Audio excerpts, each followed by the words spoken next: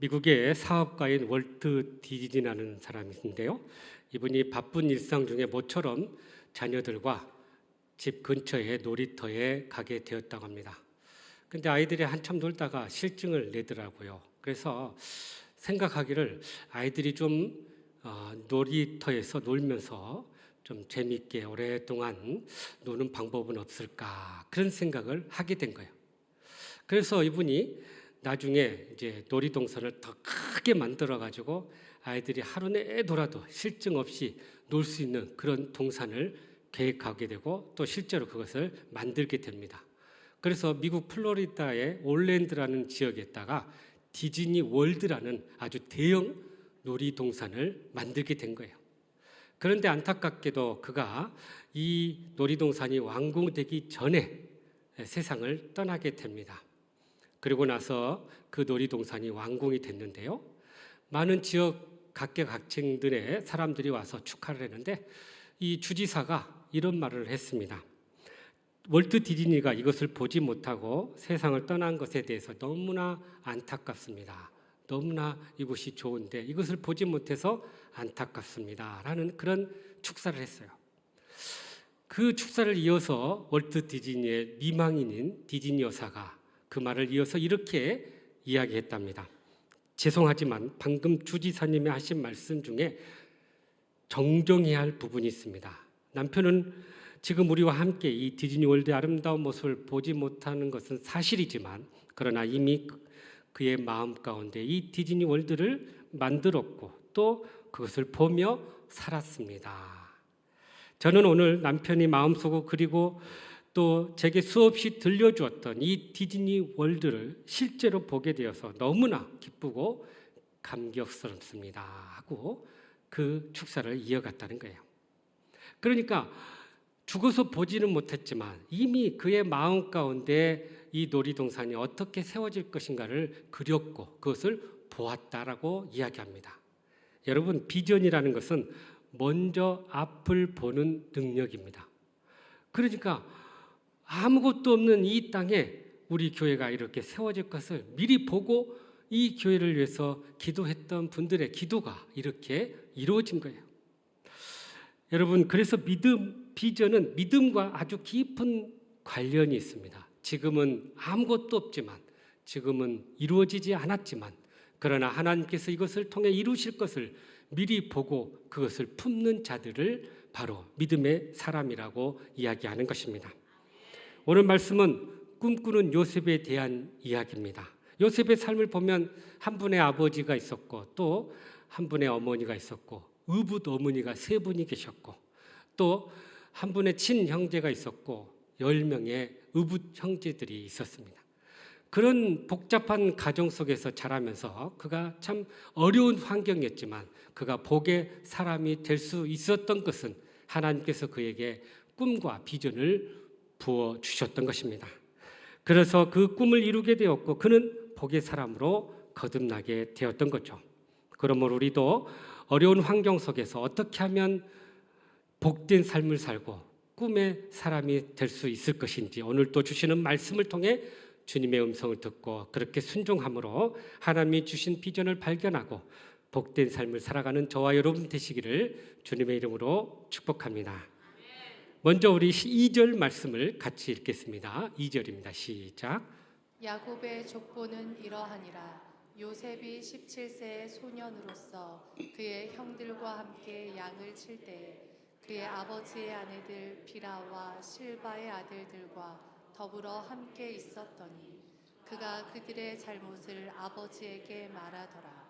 아멘. 자, 여기 보니까 요셉을 소개하기를 17살의 소년이다라고 이야기합니다. 그런데요, 그 당시 문화로 보면은 17살은 성인, 장정에 들어갔다는 거예요. 그런데 오늘 본문은 이 요셉을 소년이다라고 소개를 한 거죠.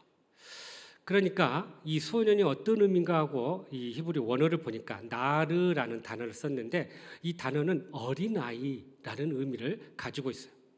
그러니까 여러분, 몸은 17살 건강한 청년인데 마음은 아직 어린아이 같은 그런 자였다는 것을 이렇게 소개하고 있는 것입니다. 성서학자들이 이야기하기를 요셉의 나이에 비해서 행동이 어렸다라는 것을 이렇게 소개하고 있는 거예요. 그 증거로 여러분 2절 하반절에 보면 이런 표현이 나와요. 그가 그들 형들의 잘못을 아버지에게 말하더라 그랬습니다. 여러분 이게 무슨 말이죠? 형들의 잘못을 아버지께 고자질했다는 거예요. 간혹 우리 자녀들 중에 그렇죠. 형제들의 잘못을 유독 잘 부모에게 이야기하는 자녀들이 있어요. 그들의 심리는 어떤 심리일까요? 두 가지로 우리가 해석해 볼 수가 있는데, 하나는 이 고자질을 통해서 형제들을 누르고 자기가 더 돋보이려고 하는 그런 심리가 있다는 거예요. 그러니까 부모님께 더 잘 보이려고 하는 그런 심리죠. 근데 이것은 참 못된 심리잖아요. 그런데 두 번째 마음에는 이런 형제들의 잘못된 것을 부모님께 고함으로 그것을 잘 바로 잡으려고 하는 심리도 있다는 거예요. 그러니까 그야말로 순수하게 형제들의 잘못을 바로 잡고자, 부모님을 통해서 바로 잡고자 하는 순수한 마음이 있다는 거죠. 그러면 요셉은 어떤 경우일까요?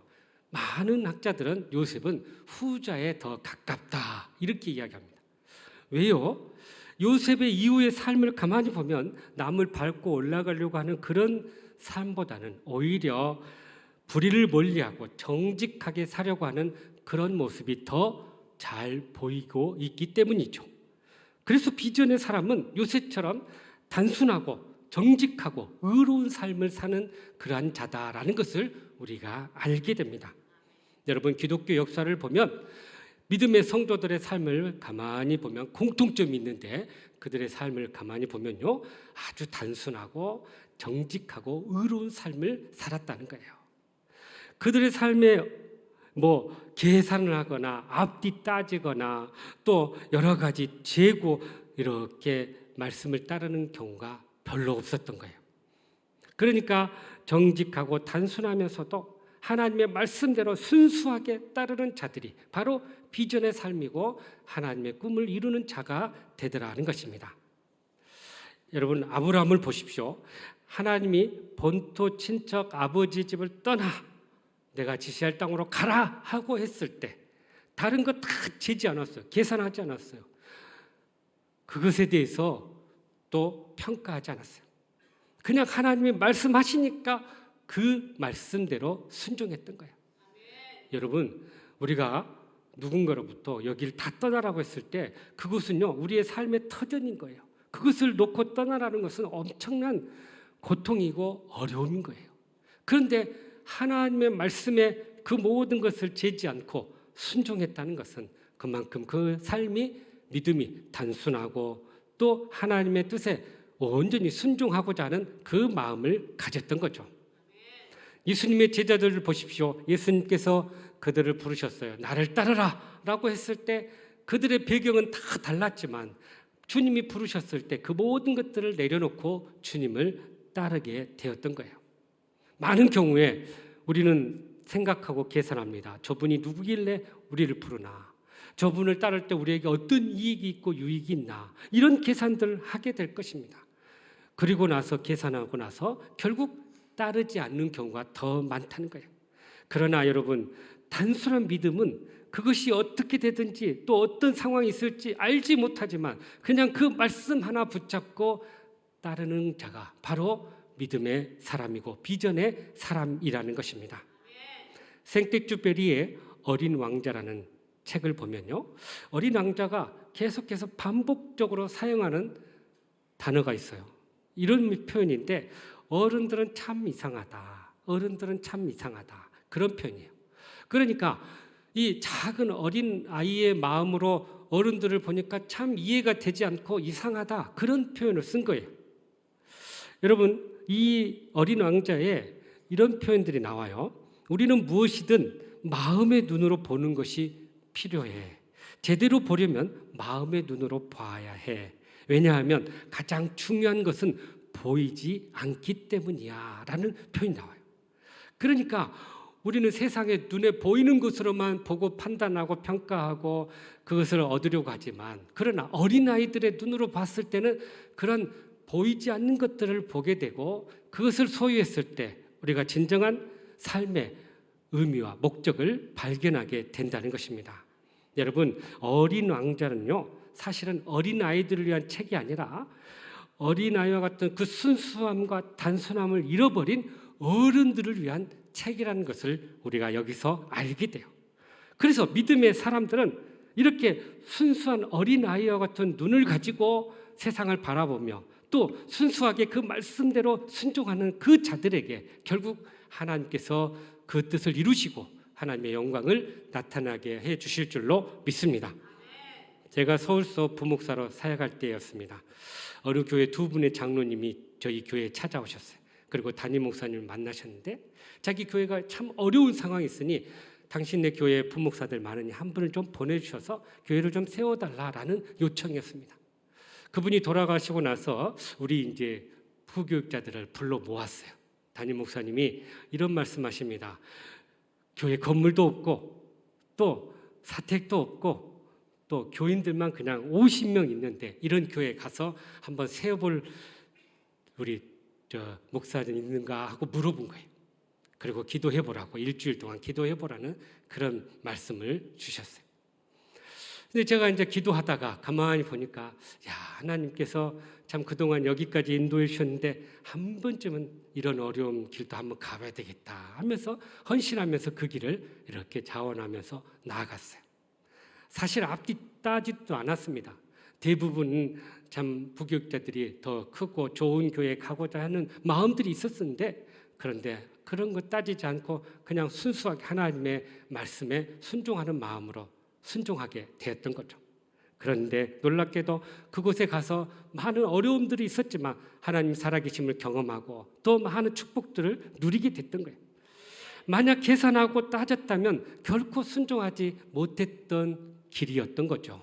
그러므로 우리가 하나님의 비전을 품고 그것을 이루려기를 원한다면 우리는 단순하고 순수한 믿음을 가지고 그렇게 하나님 앞에 순종했을 때 이러한 놀라운 축복과 은혜를 경험하게 될 줄로 믿습니다. 계속해서 우리 3절과 4절 말씀 같이 읽겠습니다. 시작. 요셉은 노년에 얻은 아들이므로 이스라엘이 여러 아들들보다 그를 더 사랑함으로 그를 위하여 채색옷을 지었더니 그의 형들이 아버지가 형들보다 그를 더 사랑함을 보고 그를 미워하여 그에게 편안하게 말할 수 없었더라. 아멘. 자, 이 야곱이 여러 아들들이 있었지만 유독 이 요셉을 아주 사랑했어요. 그래서 오늘 말씀해 보니까 채색 옷을 지어주었다라고 이야기합니다. 여러분, 이 채색 옷이 어떤 옷인가? 원어를 보니까 손바닥이나 발바닥을 덮을 정도로 긴 옷을 의미하고 있어요. 그러니까 이런 옷은 누가 입냐? 아주 고위 관리들이나 부자들이 입는 그런 옷이었던 거죠. 근데 우리가 이렇게 보면은 채색옷이라 해서 막 여러 색깔이 들어가서 아름다운 옷으로 생각했는데 사실은 아주 크게 만들어진 옷이에요. 그 일반적인 사람들은 일을 해야 되기 때문에 소매도 짧고 바지도 짧은 그런 옷을 입은데 유독 이 아버지는 요셉에게만 이렇게 부자들이 입는 옷을 지어줬던 거죠. 그런데 문제는 다른 형제들이 이것을 보고 시기하기 시작했어요. 질투하기 시작했어요. 미워하기 시작했던 거예요. 그러니까 부모의 이 편애가 결국은 사랑으로 그렇게 한다 했지만 다른 형제들에게 큰 상처를 주고 형제 간에 큰 어려움을 가져다 주는 계기가 됐던 거예요. 여러분, 여기서 우리가 부모의 편애가 가져오는 그 결과를 우리가 알게 돼요. 자녀들 사이에 미워하고 갈등을 일으키게 되고 결국 그것이 불화를 일으켜서 가정에 큰 문제를 가져오게 되더라는 거예요. 여러분, 왜 이렇게 야곱이 요셉을 특별히 사랑했을까요? 첫 번째는요, 이 야곱이 특별히 사랑했던 아내가 있죠, 라헬이에요. 그 라헬의 소생이기 때문에 요셉을 너무나도 사랑했어요. 또 이 요셉은 나이가 많이 들어서 얻은 아들이에요. 그러다 보니까 더 애착이 가고 더 사랑하는 마음이 들었던 거죠. 그런데 그보다도 또 이 야곱이 요셉을 특별히 사랑하게 되는 이유가 있는데요. 오늘 우리가 읽진 않았지만 12절 이후에 보면 이 야곱이 요셉에게 형들이 어디서 지금 목동을 하고 이렇게 양들을 치고 있는지 한번 알아봐라 하고 보냅니다. 그런데 그 거리가 그냥 가까운 동네 거리가 아니었어요. 여기서 저기 광주까지 거리는 한 70km 떨어진 그런 곳이에요. 그러니까 지금 이들이 거주하고 있는 곳은 헤브론, 그러니까 이 팔레스타인 지역의 남쪽 지역에 있는 도시였고, 형들이 지금 목축하면서 돌아다니면서 거주하고 있는 것은 세겜이라는 지역이에요. 그가 아주 먼 거리인데 그곳에까지 찾아가서 끝까지 찾아가 형들의 안부를 묻고 아버지께 돌아옵니다. 그러니까 이렇게 순종하고 또 말 잘 듣는 자녀를 보면 더 사랑이 가고 애착이 가게 되는 거예요. 여러분 자녀들을 키워봐서 아시겠지만 말 잘 듣는 자녀와 또 듣지 않는 자녀들을 보면은 남다른 마음을 갖게 될 거예요. 누가 더 마음이 가고 누가 더 사랑하는 마음을 갖게 되나? 그러니까 그만큼 더 잘 듣는 자들이겠죠. 그런 상황 속에서 문제는 이 가정이 이 형제 간에 큰 갈등과 상처를 얻게 되었던 거예요. 그렇다면 여러분 이런 상황 속에서 우리가 어떻게 해야 될까? 먼저 아버지 야곱의 입장에서 한번 생각해 보겠죠. 여러분 가급적이면 우리 자녀들 똑같이 사랑해야 돼요. 재산도 똑같이 주고 또 용돈도 똑같이 주고 조금만 불공평하게 더 누구에게 많이 주면 그것이 바로 상처가 되는 거예요. 그래서 하여튼 공평하게 돼야 된다. 그러면서도 개별적으로 사랑을 더 주라고 이야기합니다. 그러니까 부모 입장에서 자녀들 다 사랑해 주지만 또 개별적으로 따로 만나서 개별적으로 더 사랑을 나누고 베풀으라는 거예요. 두 번째는 요셉 입장에서 한번 생각해 봅시다, 여러분. 요셉 아버지의 사랑을 듬뿍 받고 있어요. 그러면 우리가 어떻게 해야 될까요? 물론 아버지에 대한 사랑에 감사하면서도 다른 형제들, 받지 못한 이 형제들에게 더 겸손하고 더 그들에게 희생적으로 살아야 된다는 거예요. 그래야만이 화합이 일어나는 거예요. 그런데 거기서 자기가 더 잘났다고 교만해지면 더 갈등을 유발하게 되는 거죠. 그래서 우리가 누군가로부터 또 하나님으로부터 많은 복과 은혜를 받았다면 우리는 더 겸손하고 더 희생하는 삶으로 나아갈 때 더 복된 삶을 살아가게 될 줄로 믿습니다. 셋째는요, 형제들 입장이에요. 그럼 형제들 입장은 어떻게 해야 될까요? 자꾸 아버지가 저 동생만 사랑하면 어떻게 해야 될까? 미워하고 시기하는 마음도 있지만 그러나 한번 생각해 보십시오. 어떻게 하면 나도 아버지의 사랑을 입을 수 있을까? 도대체 저 동생은 어떤 점이 저렇게 좋아서 아버지의 사랑을 받을까? 이런 걸 한번 돌아볼 필요가 있겠죠. 그래서 그 이유를 파악하고 부모님의 마음을 기쁘게 해드리는 삶을 살 때 우리는 서로가 다 윈윈할 수 있는 삶을 살아가게 될 줄로 믿습니다. 이처럼 우리가 모든 가정과 인간관계의 갈등은 상대방의 입장이 되어서 역지사지의 관점에서 본다면 우리는 서로 좀 더 이해하고 용납하며 살아가게 될 줄로 믿습니다. 서울 아산병원의 정신건강의학과 교수인 김병수 박사님이 쓴 책이 하나 있는데요. 이 제목이 이래요. 이상한 나라의 심리학. 이 책에 의하면 우리나라가 요즘 분노와 불화와 분쟁이 있는 이상한 나라가 되었다는 거예요. 이러한 증상들의 대부분을 보니까 그 원인을 찾아보니 그가 가정에서 어렸을 때 받은 상처와 아픔이 해결되지 않고 그것이 어느 환경에서 터져나와서 그것이 막 분노로 갈등으로 이렇게 일어나고 있다는 거예요. 그래서 이러한 성격이나 감정이나 행동이 폭력적으로 변하는 가장 근본적인 이유는 그의 마음의 상처가 치유돼야 된다라는 주장을 하고 있는 거죠. 그러니까 그의 마음속에 어렸을 때 가졌던 이런 불공평과 또 불공정에 대한 마음, 또 이렇게 제대로 대우받지 못한 마음, 이런 것들이 다 마음 가운데 있다 보니 이런 고통을 겪게 되고 또 그런 분노와 갈등을 겪게 된다라는 거예요. 그래서 우리는 어찌됐든 이 마음이 치유가 되고 회복이 돼야만이 온전한 믿음의 삶으로 나아가게 되는 것입니다. 어느 시골에 두 형제가요, 나란히 땅을 이렇게 두고 소유하고 함께 농사를 짓고 있었어요. 그런데 그 땅 사이에 개울물이 이렇게 흐르는데 어느 날은 그 물을 대는 걸로 인해서 형제들끼리 서로 말다툼이 일어났어요. 농사를 치려면 물을 대야 되니까 먼저 대야 된다, 우리가 부족한 이쪽으로 대야 된다 하다가 싸움이 일어났어요. 결국 화가 난 형이 다시는 동생을 안 보겠다 하고는 돌아서 버렸어요. 그리고 목수를 불러가지고 저 논하고 우리 논 사이에 개울에 큰 벽을 좀 만들어 주십시오, 그렇게 요청을 한 거예요. 근데 시간이 흐르고 나서 가만히 보니까 벽이 있을 줄 아는데 그 벽이 없이 그 개울과 개울 사이를 다리로 이렇게 연결해 놨던 거예요. 그래서 깜짝 놀랐죠. 근데 어느 순간에 보니까 동생이 그 다리를 건너 넘어와서 형 부르면서 형 미안해 하면서 먼저 사과를 하더래요. 그러니까 목수가 이 상황을 알고 벽보다는 다리를 놓고는 서로 화해하게 했던 거예요. 여러분, 우리가 형제 간에 또는 이웃 간에 여러 가지 갈등이 있을 때마다 내가 먼저 졌다, 내가 양보하고 내가 포용하고 용서하면 결국 거기서 행복해지고 회복이 일어나고 치유가 일어나게 된다는 사실입니다.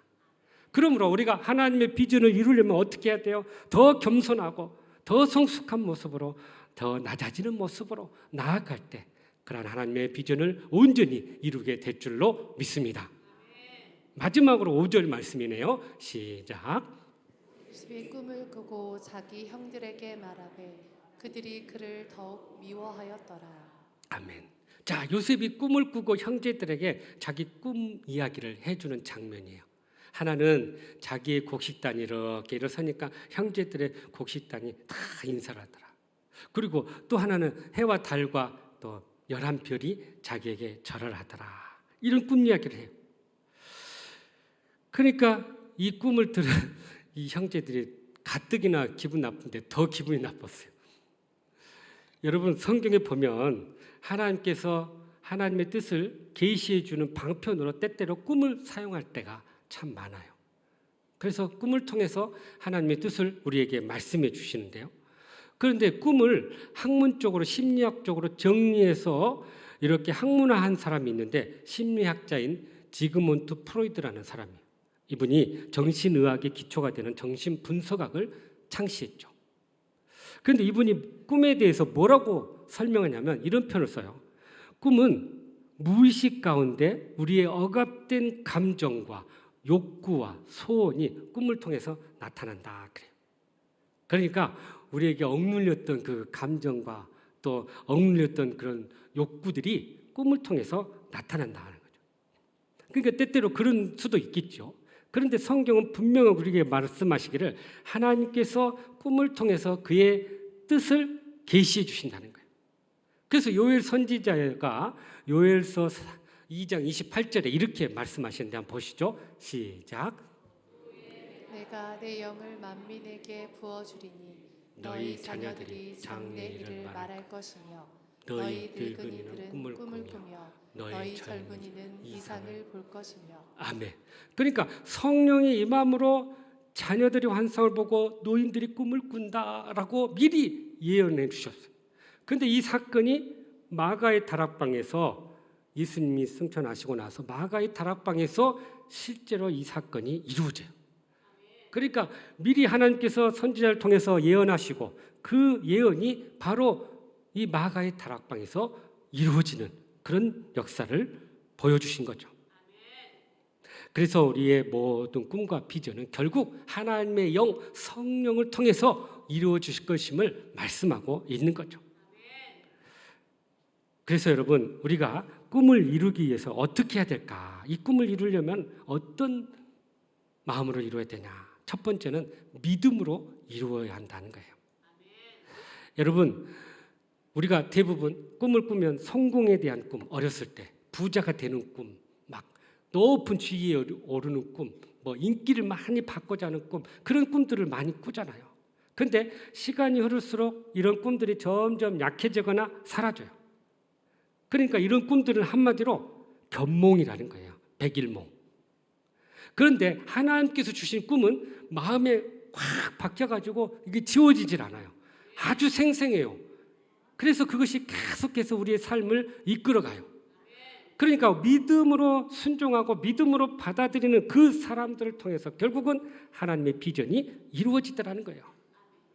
믿음의 장인 히브리서 11장은 이렇게 이야기합니다. 믿음에 대해서 믿음은 바라는 것들의 실상이요 보이지 않는 것들의 증거다 그래요.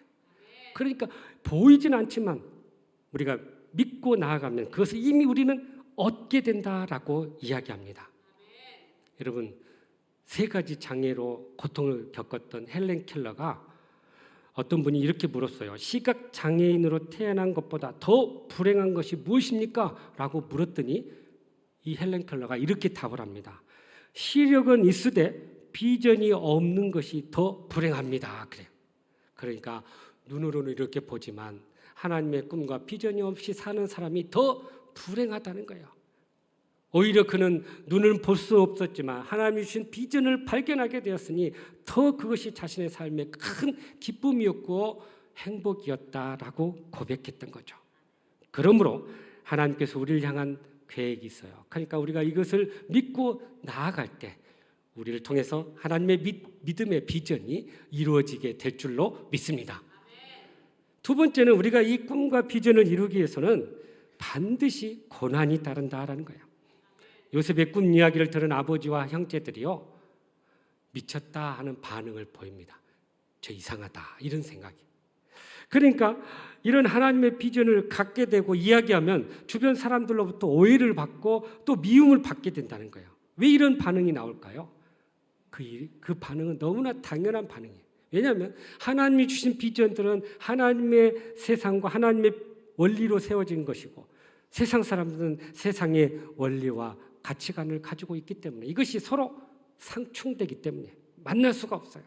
그러니 이것을 말하고 행할 때는 세상 사람들의 반대와 또 비난과 공격이 따르기 마련이라는 거예요. 이처럼 비전의 사람은 고난의 사람이 된다는 것입니다. 남들이 가지 않는 길을 가기 때문에 때로는 비난도 모욕도 멸시도 핍박도 받게 된다는 거예요. 모세가 그랬고요. 다윗이 그랬고요. 많은 선지자들이 그랬고요. 예수님도 그랬고요. 바울도 그 길을 걸었던 거예요.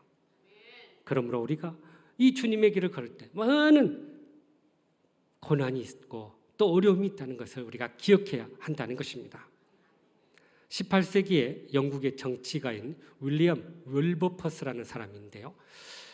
이분이 아주 부유한 가정에 태어났고 또 최고의 학문을 배웠습니다. 그런데 그가 젊은 나이에 25세 때 여행을 가다가 예수님 만나고 영접하게 돼요. 그래서 자기가 받은 이 축복을 어떻게 하면 사회에 공헌할까 하다가 그가 이렇게 봤을 때 노예 제도에 대한 마음을 품게 돼요. 이것이 잘못됐다. 이것을 내가 해결해야 되겠다 하는 마음을 품게 돼요. 그리고 그것을 본격적으로 해결하기 위해서 이제 영국 하원의 의원이 돼요. 당선돼 가지고 의원 활동을 하는데요. 사람들과 혼자 하려고 하니 어려워요. 그래서 자기의 뜻과 같은 뜻을 가진 사람들끼리 모여가지고 클레팜 공동체를 만들어요. 그래서 우리가 이 일들을 통해서 이 사회를 개혁하고 이 노예제를 폐지합시다. 사람들을 모아가지고 이렇게 이제 법안을 만들어서 올리면은 이 기득권자들 또 부자들 노예 상인들이 번번이 방해를 하고 막아가지고 부결시켜요. 그것을 무려 20년 동안 하게 됩니다. 결국 그의 나이 62세가 될 때 이 노예 제도가 폐지가 돼요. 그리고 그의 72세의 나이가 됐을 때 대영 제국 그러니까 영국이 다스리고 있는 모든 식민지 나라에 다 그곳에까지 모든 노예는 다 해방되라 해서 노예 해방법이 통과가 됩니다. 그러니까 그 사이에 수많은 반대와 또 이 기득권층의 그런 공격과 협박과 살해 위협이 있었어요. 포기하고 싶은 마음도 있었겠죠. 그런데 이것이 하나님 주신 나의 비전이고 꿈이다는 그 생각 하나로 이것을 이루어갔을 때 결국 그는 하나님의 뜻을 이루게 되었고 결국 그것이 통과된 이후에 2개월 만에 하나님의 부름을 받게 되었던 거예요. 여러분 이 월버포스가 결국 자신의 삶을 돌아보면서 회고한 말이 있는데 바로 이 말입니다. 일평생 나를 이 일을 위해서 재촉하신 이는 하나님이시고 결국 하나님이 이 꿈을 이루셨다라고 고백합니다. 그러니까 하나님께서 이 노예 제도에 대한 비전과 꿈을 품게 해주시고 그것을 이루도록 일평생 자기를 재촉하셨고 결국 나를 통해서 하나님이 그 일을 이루셨다라고 고백하게 된 거예요. 그래서 미국보다도 먼저 이 노예 제도를 폐지하는 그런 나라가 되었던 것입니다. 그러므로 여러분, 하나님의 위대한 비전을 품고 나아갈 때 믿음으로 또한 뿐만 아니라 고난이 있을 때마다 그것을 끝까지 인내함으로 감당할 때 우리를 통해서 그 위대한 비전이 이루어지게 될 줄로 믿습니다. 사랑하는 성도 여러분, 이번 주간은 광복 80주년이에요. 우리 민족이 정말 하나님께서 주신 그 광복의 기쁨을 경험한 주간입니다. 그런데 이렇게 주신 광복의 그 기쁨과 이 은혜 가운데는 하나님의 분명한 비전이 있는 거예요. 우리가 경험하고 있는 이 자유, 우리가 겪었던 이 해방을, 이 기쁨을 아직도 누리지 못하는 자들에게 그것을 증거하고 전하라는 하나님의 비전과 꿈이 있다라는 사실입니다. 그것을 위해서 우리 민족을 부르셨고 우리들을 부르고 계신다는 사실이에요. 바로 이 비전을 이루기 위해서 우리가 어떻게 해야 될까요? 오늘 주신 말씀처럼 먼저 이 비전을 품고 우리가 단순하고 순수한 믿음으로 순종해 나갈 수 있기를 간절히 바랍니다. 또한 하나님 주신 비전을 더 겸손하고 더 성숙하고 더 낮아지는 자세로 감당할 수 있기를 간절히 바랍니다.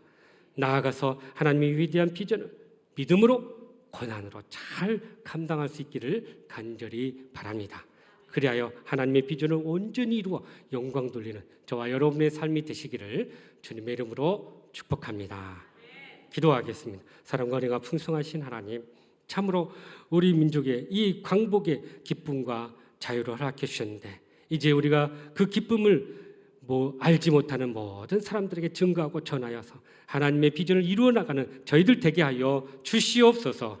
예수님의 이름으로 기도하옵나이다. 아멘.